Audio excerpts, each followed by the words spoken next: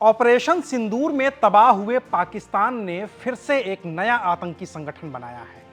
और इस बार ये आतंकी संगठन किसी आतंकी ने नहीं बल्कि आर्मी चीफ से प्रमोट होकर फील्ड मार्शल बने उस आसिम मुनीर ने बनाया है, जिसने भारत में पहलगाम हमले की पूरी साजिश रची और उसके बदले में भारत के ऑपरेशन सिंदूर की वजह से पूरे पाकिस्तान को शर्मसार होना पड़ा। नमस्कार, मैं हूं अविनाश और आप देख रहे हैं एबीपी लाइव। यूं तो आधिकारिक तौर पर पाकिस्तान कभी मानेगा नहीं कि उसने एक नया आतंकी संगठन बनाया है, इसलिए उसने दुनिया को बताने के लिए इस नए आतंकी संगठन का नाम रखा है तहरीक तालिबान कश्मीर, ताकि दुनिया का शक जाए अफगानिस्तान वाले तालिबान पर और लोग माने कि भारत में जो आतंकी संगठन है वो उसी तालिबान की कोई नई ब्रांच है, जबकि हकीकत इसके उलट है। ये जो तहरीक तालिबान कश्मीर बना है, इसको बनाने वाले पाकिस्तानी सेना के रिटायर्ड अधिकारी हैं, जिन्होंने लश्कर तैयबा के साथ मिलकर इस नए संगठन को बनाया है। लेकिन पाकिस्तानी सेना के अधिकारियों को मुंह छिपाने का रास्ता मिल जाए, इसके लिए इस नए आतंकी संगठन ने बाकायदा एक चिट्ठी जारी की है, जिसमें उसने दावा किया है कि इस नए संगठन की कमान मौलाना मकबूल डार के हाथ में है, जबकि इस संगठन का प्रवक्ता मुफ्ती महमूद बट है। ये डार और बट नाम इसलिए रखे गए हैं ताकि ये आतंकी संगठन इस बात को साबित कर सकें कि संगठन पाकिस्तानी नहीं बल्कि हिंदुस्तानी है, जबकि हकीकत इसके उलट है। इस नए आतंकी संगठन तहरीक तालिबान कश्मीर में न तो कोई मौलाना मकबूल डार है और न ही मुफ्ती महमूद बट। ये दोनों ही नाम काल्पनिक हैं।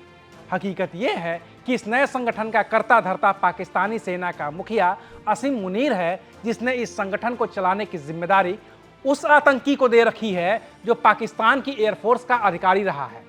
उसका नाम है अब्दुल्ला उमर खान उर्फ गाजी शहजाद, जो भारत का वांटेड आतंकी भी है। यह गाजी शहजाद 1999 में कारगिल में हुई जंग के दौरान पाकिस्तानी एयरफोर्स का कैप्टन था, जिसे तब के सेना प्रमुख रहे परवेज मुशर्रफ ने सम्मानित भी किया था। 2001 में रिटायरमेंट के बाद गाजी शहजाद ने अपनी ट्रेनिंग का फायदा उठाया और लश्कर तैयबा का आतंकी बन गया। भारत पर आतंकी हमला करने की नीयत से ये साल 2007 में भारत भी आया था, लेकिन तब ये सुरक्षा बलों के हत्थे चढ़ गया था और उसे पकड़कर भारत की जेल में डाल दिया गया। घुसपैठ की सजा उम्र कैद नहीं होती तो ये रिहा भी हो गया, और रिहाई के बाद ये फिर से पाकिस्तान भाग गया और पीओके में जाकर फिर से ये आतंकी गतिविधियों में शामिल हो गया। हाफिज सईद के कहने पर इसने तब पीओके में एक नया संगठन बनाया। इसका नाम रखा तहरीक तवासुर, जिसकी फंडिंग लश्कर ही करता था। जब पाकिस्तान एफएटीएफ की ग्रे लिस्ट में था तो उस लिस्ट से बाहर होने के लिए ज़रूरी था कि पाकिस्तान आतंकियों को गिरफ्तारी करे, और इसी गिरफ्तारी का दिखावा करने के लिए पाकिस्तान ने साल 2023 में हाफिज सईद और जकीउर रहमान लखवी की ही तरह गाजी शहजाद को भी गिरफ्तार किया था। उसे रावलकोट की जेल में रखा गया था, लेकिन जुलाई 2024 में रावलकोट की जेल तोड़कर जो कैदी भागे थे, उनमें यह गाजी शहजाद भी शामिल था।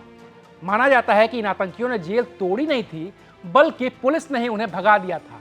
और अब जब आसिम मुनीर को भारत के खिलाफ सफलता नहीं मिली तो इसी गाजी शहजाद के जिम्मे उसने एक नए आतंकी संगठन को खड़ा कर नाम दे दिया तहरीक तालिबान कश्मीर। इसी तरह इस टीटीके में नंबर 2 है मुर्तजा खान उर्फ मूसा गजनवी, और ये भी एक आतंकी है जिसकी भारत को तलाश है। मूसा गजनवी भी 2000 के दशक में लश्कर तैयबा का मेंबर बना था। पीओके में भारत के खिलाफ और लश्कर के पक्ष में प्रोपेगेंडा फैलाने की जिम्मेदारी मूसा गजनवी की ही थी। सोशल मीडिया के जरिए नए आतंकियों को भी ये भर्ती करता था, लेकिन अब इसके जिम्मे एक दूसरा आतंकी संगठन दे दिया गया है, जिसका मुखिया कहने के लिए तो गाजी शहजाद है, लेकिन असल में इसका कर्ता धर्ता आसिम मुनीर है।